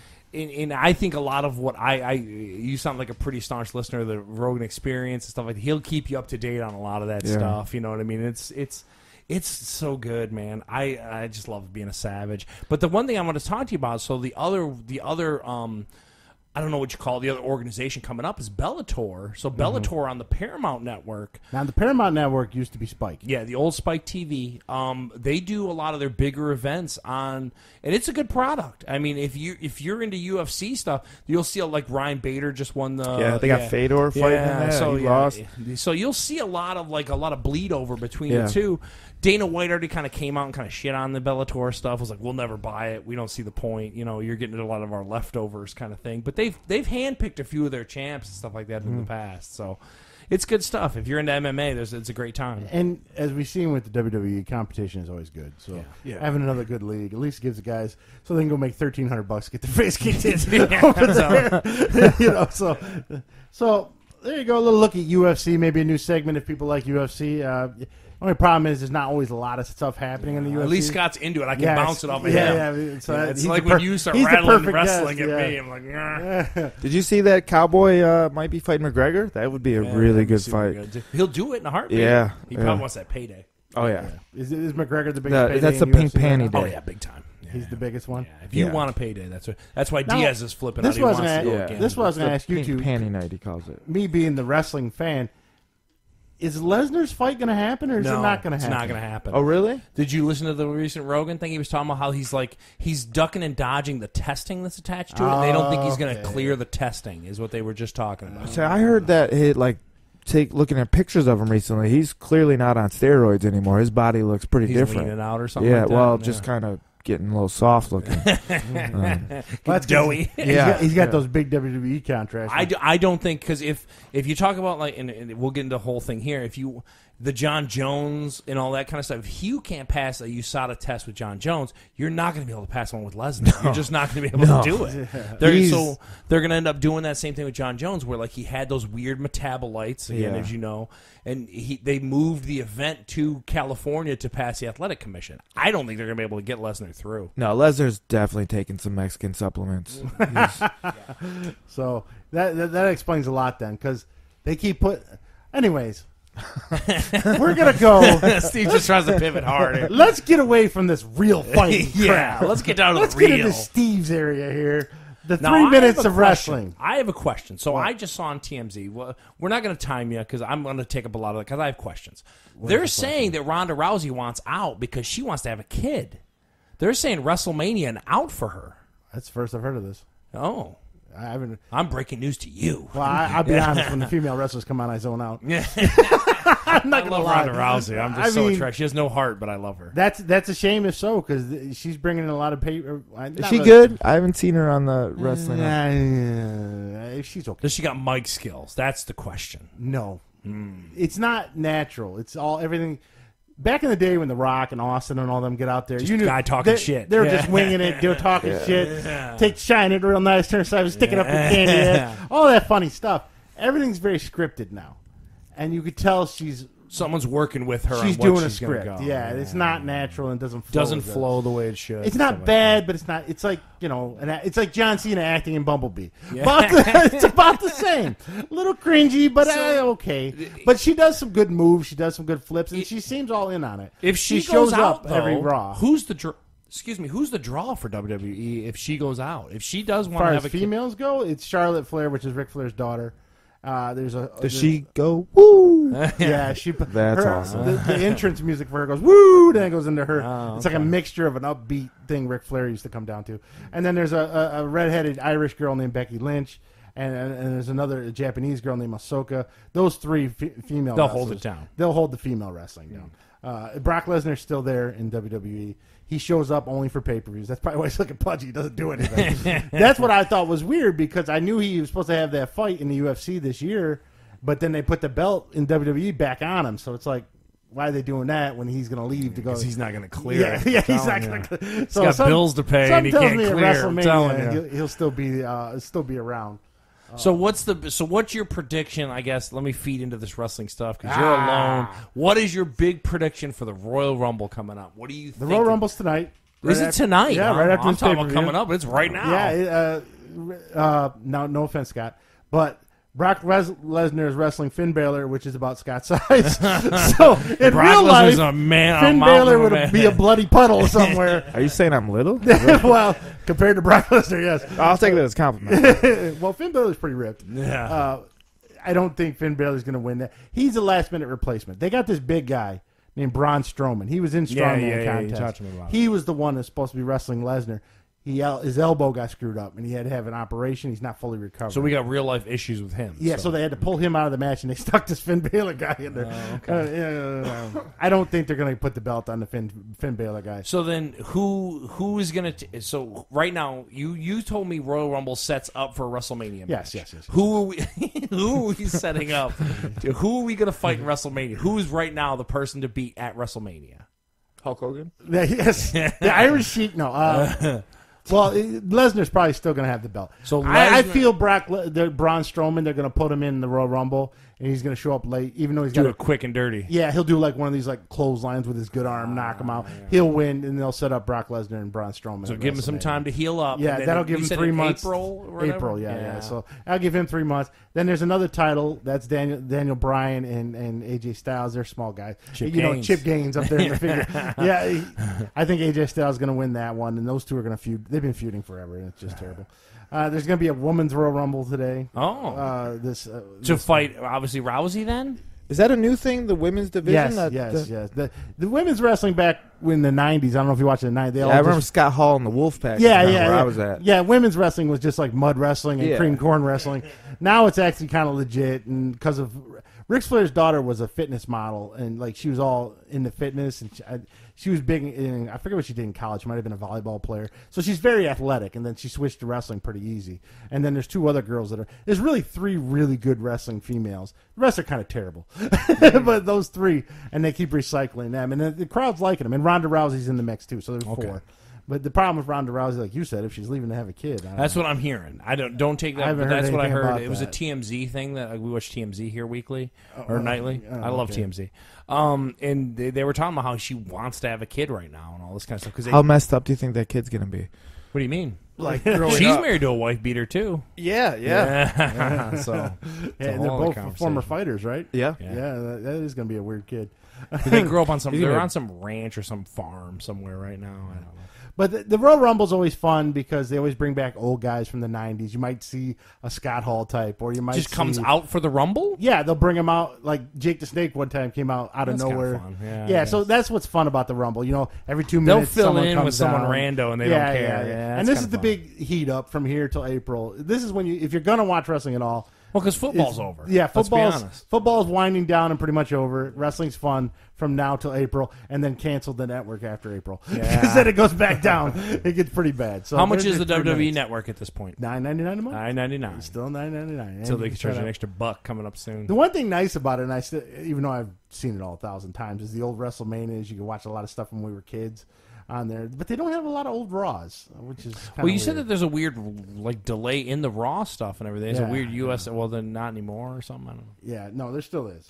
So there you go, people. Everyone's bored from my wrestling talk. Well, we rattled off for UFC for 20 minutes. Now we're gonna go, Scott, into our famous rapid fire section. So we're gonna give you a movie, a Blu-ray, or whatever, and you could just say, "Yeah, I want to see that." "No, I don't want to see that," or "What the hell is that?" or just what. Now this is January late, so and the Super Bowl's coming, so there's not a lot of stuff coming. A lot of. I'm looking at this list, going, "What?" Yeah. So the first movie is being released with Matthew McConaughey and Anne Hathaway. It looks like a thriller set in a fishing. A thriller set in a fishing what? You couldn't even finish your second. In a fishing city somewhere on the East Coast. It's called Serenity. I am a no. Scott, what do you think? Well, I mean, Matthew McConaughey. Yeah, I'm just gonna go no. It's rapid fire. I'm a what? Because I don't know what the hell this is. I don't care. Now, this one came out last week, but I didn't want to bring it up in front of the little girls we had, you know, but because the name was weird. Yeah. On the basis of sex. But you've got bracketed next to it Ruth Bader Ginsburg. It's just a movie about her life. No. On the basis of sex? Yes. The Supreme Court judge? Yes. Because I guess she used to fight for, you know. Oh, like women's rights. Women's I'm rights thinking and stuff. like penetration. Yeah, You're thinking Yeah, I thought you were That's going why I to say she was a stripper. That's why I didn't want to bring this movie up last week. I Whoa. wanted to bring it up this week. A no for me. Scott, what do you think? Yeah, no, I definitely no. I'm a no. I don't know. It's a weird phrasing. And that's Not because I don't appreciate women's rights, but yeah, that just movie looks terrible. And that's it for movies. So, so you don't need to go to the theater this When week. does Lego come out? Super Didn't Lego come Bowl. out this week? No, it's in February. Oh. A lot of stuff is coming out in February, but Okay. so nothing right here. Like, the end of January. The promotion machine is cranking for that Lego yeah, movie, yeah. man. It's everywhere. Early reviews say it's pretty good. So. Oh, yeah? The first one was great. yeah, it was good. Now, on Blu-ray, The Hate You Give. I don't know what this is. I think it's one of those movies. I have no idea. I'm a no. I don't even know what it is. I tried to explain it, but I don't know. I'm a what on that? Yeah. I don't even I wish know. I had more What? explain. Now, this other one I saw a preview for. It's about so this telemarketers. came out a while ago, actually. I know this is the guy, the skinnier black guy from Atlanta, and he was also off of Get Out as well. Yeah, and Danny Glover's in this. It's got a weird quirkiness to him, so he's playing a telemarketer or something like that. And they throw on like a white voice when Yeah. they call people. It looked kind of D.L. funny. Hughley could be in it too, Yeah. maybe. I think I'm right. Yeah. Sorry to bother you. I'm going to say yes because it looks intriguing. Yeah. Yeah, I'm yes on that one too. Yeah, that looked I like think it was we're all pretty yeses good. on that. It's not too bad. Yeah, it could be quirky and cool. Yeah. on some level. So now, Charles, when you have your bucket of ice cream and slippers on, new on streaming this week, Conversations with a Killer, the Ted Bundy tapes. I guess Netflix got the rights to interview. Is Ted Bundy still Well, because alive? I guess here's Or the thing. these old So that tapes? Making of a Murder thing was huge on Netflix. Yeah, so so it any sounds like serial they're just killer going thing- back to the well. What other Yeah. killers you got? Yeah, well, for me, I'm a no. I never saw the Making of the Murder and don't intrigue me. Scott, what do you think? I'm no. I got enough depth. I don't watch like the first 48 stuff. Yeah. I'm not into it either. I'm a no. Yeah, it's a So little... somebody's watching these things. Now, this guy I find funny, Gabriel Fluffy Iglesias. He's the big fat guy comedian. Yeah, we get it. He's fat. He's a kind of annoying about being fat. I like the I'll show. be honest with you, though. I'll watch it. It's free on Netflix. So. It's not free on Netflix. Don't you dare. One show fits all. It's his new stand-up special. I'm a yes. Scott? Is it just him doing stand up? Yeah. Just a I'm stand- yes. I like stand up. Yeah. I don't like Gabriel Iglesias. No. Really? Yeah, I don't like. He's the same jokes all the time. It's that voice. He does Fat that one Mexican voice. guy. I get it. You know what I mean? Like, find some other material. Now, this next one really intrigued me because I thought it was funny. 4 more shots, please. This is an Indian version, pretty much, of Sex and the City. When I researched it, because what is on Amazon You Prime? know what's funny? It's So a I new just got series. Prime. I didn't realize how much Bollywood crap is on Amazon I Prime. didn't know either. I love too. Bollywood. I didn't Do know there you? was. I just love those dances they do. Like, You're way I into wish I it? could. I like when I just they do like how the they do it. generic movies, like the weird superhero movies they're trying to do. don't and know, stuff. man. It I see is clips super on it. It makes me weird. crack up every time. I It see it. doesn't really. I don't know if I can watch a whole movie of it, but like YouTube clips of those Bollywood stuff, it cracks me I up. don't dig it, man. So this is a new show. It looks like it's American made, but it's in India. Oh, It's okay. about 4 middle-aged Indian women that seem to be kind of well off, but they're going through dating drama. And this is called 4 More Shots, Please. It's basically Sex and the City Indian version. I'm a no, but I thought it was kind of funny. You just brought it up just 'cause look Scott, at what do this. you think? Yeah, I'm no. No. I'm a no as well. But you can tell they're just going for the Indian market. Now, I wanted to bring up one last thing before you dip out of this. So there's one more thing that Netflix, I was looking for it for a while. There's about this assassin's called Polar that's just come out. It just hit today on Netflix or yesterday or something like that on Netflix. It's about like a John Wick kind of like assassin. Like a real life one. Yeah, but no, it's played by, you know, the guy that has the big scar on his eye, like the very Swedish looking guy with the big scar. You'll recognize him immediately when Yeah, you he's see the probably been in trailer. 1,000 movies. Oh man, it looks great. I just want to let you know, check out that Polar. I'll have a full review next week. you know. As you watch everything else on Netflix. So there you go, the rapid fire. Not a lot this week because, Super Bowl's coming and no one's going to pump out a bunch of stuff. We're going to do some quick reviews and a little news and get Scott Ayers getting bored. No, not at all. This is fun. So I'm a little late to the game. At Christmas, I got Scott, do you play video games? I do. Not as much as I'd like, but I do. Are you an old school guy, or you got some new stuff? Or what Both. Like Skyrim might be my favorite game of all time. The VR version's impossible to play. Really? It Not does good? the warping movement. It's awful. Yeah, I don't like anything. I always play third person anyways. I don't like first person. I'm a Scott. I like third person better. Yeah. That's the old school in us, I think. So are you familiar with the Assassin's Creed series? Yeah, I stopped that series. I stopped playing it pretty early on because it seemed like it could have been amazing. It just rinse always and repeat. Yeah, I always felt like it was Same missing thing something. 75 times. Yeah. Well, apparently I'm a glutton for punishment. I just when they announce a new Assassin's Creed and it's a new time period, I'm like, oh, I got to kill people in Greece. So where is this one? This one's Greece. This is Greece. Okay. Last year, this the year is before. Odyssey. Hold on, I want to be real. How many is this now? I don't 20. I don't know. It's got to be. It's like a lot it's a now. yearly thing. I learned a lot about history through it. Yeah. So last year's or the year before was Assassin's Creed Origins, and that was Egypt. So I was like, ooh, I got to go to Egypt. What's going on in Cairo? And those games are good, but like you said, after about 20 hours in, you're like, oh, okay, I think I'm done stabbing people. I start getting a little bored. It's cool at first. Yeah. You're like, dude, I picked It's going to be Assassin's Creed Ancient Aliens next. Yeah, I mean, they're just going to keep going. Eventually just be Assassin's Creed Present.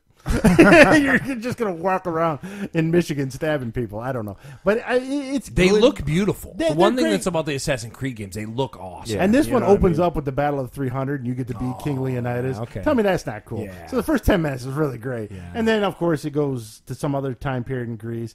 The one thing that Assassin's Creed's been doing after you know how the storyline goes. You're still in like the Artemis or whatever it is. They've limited that stuff so much now. Oh, okay. You're pretty much just in the past now. You don't do much of the present crap anymore.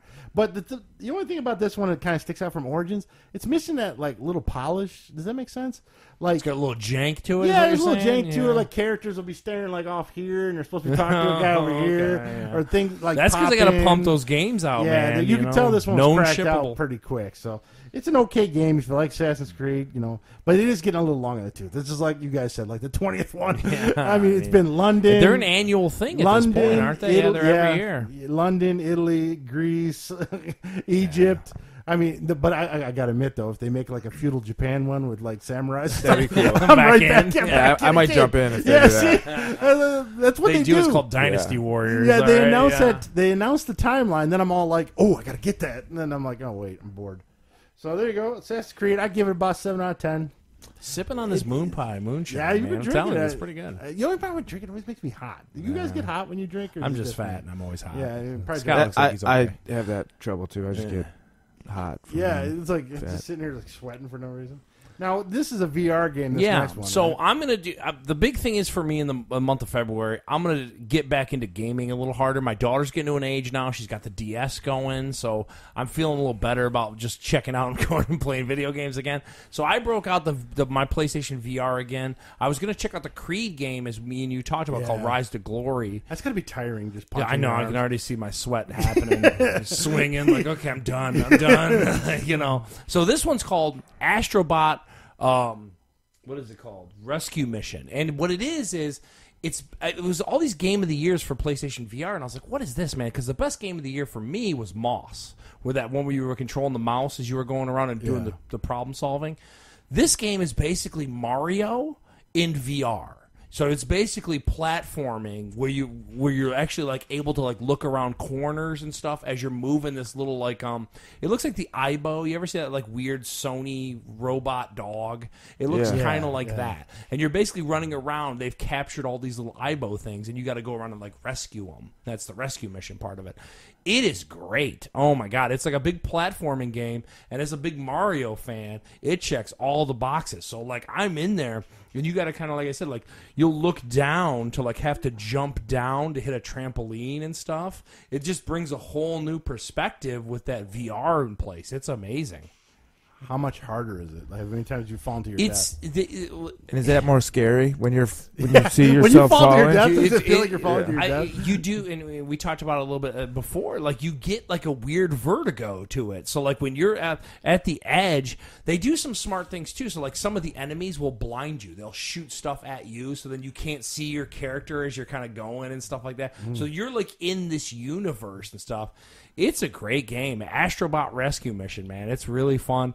and there's a lot of like puzzles that you have to kind of, like I said, like creep around to see. You'll have stuff that's behind you too that will, you know what I mean? Like as the level starts, you have to take your little guy, go behind you to get a secret part and all this kind of stuff. Don't you wish they had the Mario licensing though, where they can make a VR Mario? Yeah, dude, my all God. three of us would buy it. Yeah, dude, if it came out. Yeah. It's like, who doesn't want 3D Mario? I'd buy PS4 just for that. Yeah, I mean, seriously. But Nintendo's an ass. They'll never do that for us. So it's just, so the next best thing is Astrobot, and I recommend it highly. How much did it cost? It was $40. That's one thing that's weird. These VR games are cheaper. I don't think they have as much content though. Is that why? So I played it for maybe 2 hours, and I've already gone through 2.5 worlds already. So I'm guessing they have about 6 or 7. Yeah. You think VR's where it's headed? I mean, that's where gaming is going. In its current iteration, no. Yeah, I don't think so, because I feel like the chords are a lot for people to be on. Like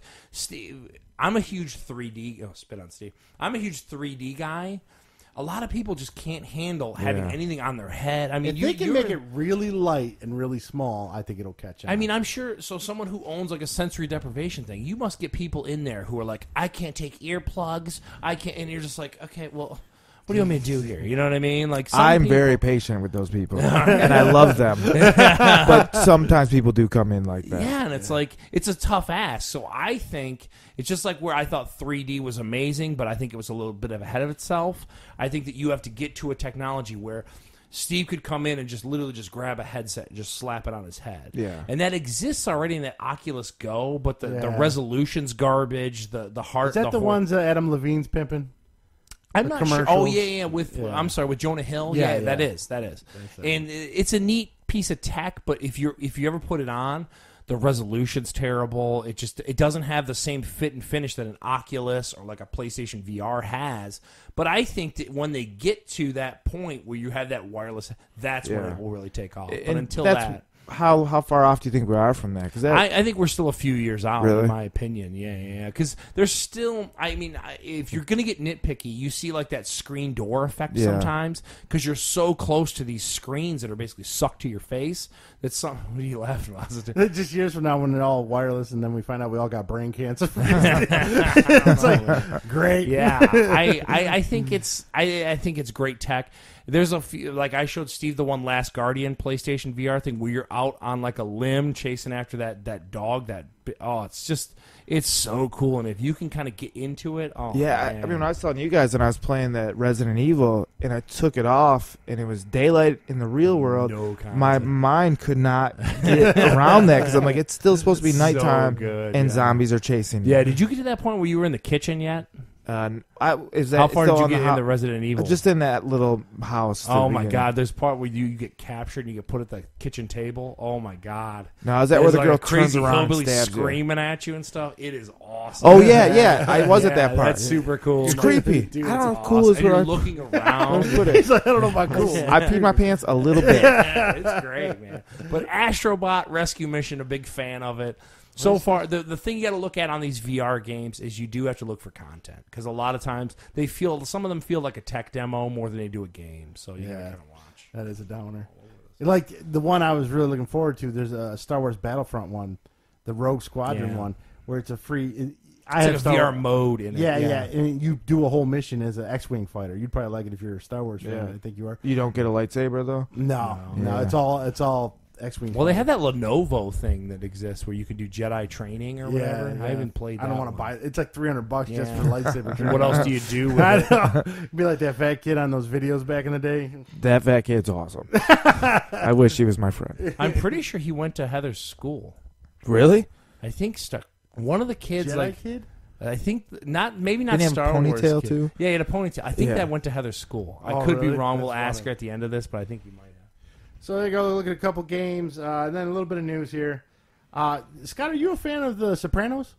You know, I never got into it. Never seen I heard it was amazing. Just never got into it. Stuff. Well, it seems like weird timing. You talk about a show that holds up. Yeah. Holds up They're making a new movie that's a prequel to The Sopranos.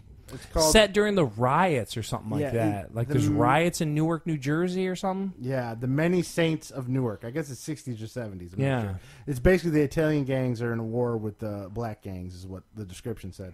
And the actual Tony Soprano's character is going to be in it, but he's going to be young. He's going to be like 17, 18 years old. His actual son is going to play his character. Michael Gandolfini. Michael Gandolfini is going to play it. And to link back to the Punisher is supposed to play his father. Oh, okay, John Brethnall, whatever his name is. So I'm Bernthal, that's his name, Bernthal. Bernthal, yeah. So it's the same writers and directors from the show. Could be good. There, yeah. It seems like you don't need to really watch the show to watch the movie since it's taken 30 years prior. But I bet you it has major ties to the show. If you're a show geek, it's probably like, oh man, that's Paulie. Yeah, 20-year-old Paulie walking around. That'd be pretty funny. So that's the major news. And now, do you do any streaming, Scott? Like network, Netflix, Hulu? Are you a cord cutter or you got cable in your house? No, I have cable. I thought about cord cutting, but I got Netflix and I got that DC service recently. DC service. Oh yeah. Is that any good? You didn't even know about it. I knew about it. I just didn't want to pay for it. You didn't even think about it. Yeah, I guess so what I'm trying to say. I wanted to What do be you pay good. for that a month? It's like $7 a month. What kind of content's on How's it the besides Titans on there? The Titans was good. Way darker than I thought it was going to be. Like they're killing people in every episode. But it's not. It's not Is it worth lean at this for point. content? When And the Titans is going on Netflix like later this month, wow. this month or next month. So What? at that point, I was like, why did I even buy this? The show that's on Titans DC is going to be on Netflix. That doesn't even make sense. Nope, that's what Well, I I said. guess I can watch it. Never had to get the showed DC. up with a boatload of cash. It's and said, got we're like- losing that Marvel license. What do you say? You know? It's got like Batman '89 on it, and some old like the original Superman. When you say Batman '89, what do you mean? What's Michael Batman? Keaton. Oh yeah, okay. I'm yeah, sorry. Batman movie. Well, I think of Batman the animated Christopher series. Reeve's Batman movie. That's on it too. Oh, okay. Christopher Reeve, Superman's on all 4 of them. The Well, Batman stopped animated it too. Yeah, they should have stopped that too. Yeah, just like the old Batman. They could have Yeah. stopped after Batman Returns. Yeah. So there's some like good older stuff, but you can find all that online now anyway. So it's not How many months have you had the service? since it came out. Wow, you are DC dedicated, huh? Yeah, I hate to say that, but yeah. They didn't get me yet. I was tempted The when fact that you didn't even remember it had a service is bad. when he said, it threw me off for a minute. Yeah. The Titans looked good. What about the Titans animated show? Did you watch any of that? Do you like animation at all? Yeah, I like animation. The Young Justice. Yeah. Yeah, it's not bad. I have a son now, and now I get to like put it on for him and pretend like we're watching together. But really, I'm just watching it. He doesn't care. I hope my wife doesn't Watch the listen to Call this. Silva. It's all right. It's did you watch the first 2 seasons? Yeah, on Did you Cartoon like it? Network and stuff. Yeah, I thought it was okay. Yeah, it's about the same. I love the animation. I thought they looked good, but it's like the whole time I was wishing, God, I wish this was Justice League. Yeah. I mean, who cares about That Cyborg and sucks. Superboy and all them? I Yep. know Yeah. you're supposed to, but whatever. Yeah, it's So, about the wow. same then. Yeah, well, back to streaming news though, Hulu, not the Hulu you sign up for the old TV shows. That is actually going down from $7.99 to $5.99. Yeah, I thought that was kind of cool. Yeah, But I've talked in the past. I don't see the point of getting Hulu. Yeah, it's just old TV If shows. you I have don't really- cable, yeah. there's no point to Hulu. But Hulu also has their cord cutting service, and that's Hulu going TV, up. I had that at one point. It's going up $5. That's substantial. In the world of cutting, in the world of cord cutting, that's a pretty substantial little bump. That's like a 12-15% raise. So That's not- what is the cord cutting? I thought that was just like satellite. You know, No, it's get rid of Hulu TV, so you can get live TV channels now within Hulu. Oh. And so I'm a cord cutter in this house. no, so you stepped in line. I know See the what whole you thing. I'm sorry, guys. Let me apologize ahead of time This to my podcast is gonna listeners. run another Yeah, half exactly. hour. I know. So, but 4 anyway, hours the later. interface to Hulu TV is garbage. You can't understand where stuff's laid out. There's no guide. You don't know what channels Yeah. you get. You don't know whatever. So, but anyway, you can get these, like you can get ESPNs and all this kind of stuff through the service. But all these services, and we've chronicled it out, they're all creeping up. They all just it's like it's just That's what's going to happen, though, isn't it? Yeah. It's going to be cheaper now, but then all of a sudden you're paying $20 when for each everyone individual goes one. to it. Yeah, Yes. Yeah. You got if you're a comic fan, you got DC, Yeah. the DC app, then you got your Netflix app, and then if you got kids, you got to get the Disney app, and then you got the Hulu. So next thing you know, you're paying $185 a month, just like you were for cable. I'll tell you this much though, as I'm looking at it, I'm not going to recommend them for that much. I'd recommend DirecTV now. You know what I mean? yeah, Like, I bet you get $45. more channels and better content. Yeah, Hulu, not a big fan. And Disney allegedly owns 70% of Hulu. Disney didn't know owns that. everything in the Yeah. world. So that was some of the rumors. How much of the Float Institute does Disney own? I'm not allowed to say on air. Full disclosure. We'll talk after. Yeah. So that's the big rumor too, that if Punisher and all them get canceled on Netflix, that Disney might bring them and put them on Hulu instead of on their own. Oh, that's how they would interesting. get around showing the violent To stuff. his point, Yeah, of why would that'd they be do good. that? That was always a that rumor. makes sense. Now I got to get Hulu. Yeah, if they do get those, I I would. tell you I what, would though, get for those. $5 though to get that kind of content, now I'm listening, but then they'll jack it up again. Yeah, so there you go. So what is happening next week, Charles? Yeah, so what I want to do next week, so we just talked about the Bare Knuckle Fighting Championship on Saturday. So while we sit around and watch this, I want to do a live commentary, kind of Rogan style, where we can expose people to the world of bare knuckle fighting. So we obviously can't broadcast bare knuckle fighting on our Facebook page, but we could definitely sit here and talk about the idiots that are doing this for about $15 and have a conversation. So I think we're going to set up the Mevo, and we're going to I'll set up the mics and everything. We won't do headphones and everything because that gets a little cumbersome over a long time. But we're going to just kind of go through and talk about what we think. We're going to pick our winners as the fight goes on, or as the fight starts up, and just kind of talk about it. So I wanted to bring that to people's attention. If you are curious about bare knuckle fighting, we're going to keep going. No one. Maybe us three in this room. So no one else. Scott's turned on. I'm telling you. Can I invite myself to this? I'm telling you. And then, so the other thing, too, is we talked about delaying the podcast today just so we could have a conversation about the Super Bowl. Yeah. We're going to delay that for Monday. And then we're going to be able to talk about the Super Bowl from Sunday and all that kind of stuff. So we're going to be a day late next week. Yeah, so everyone get your squares in.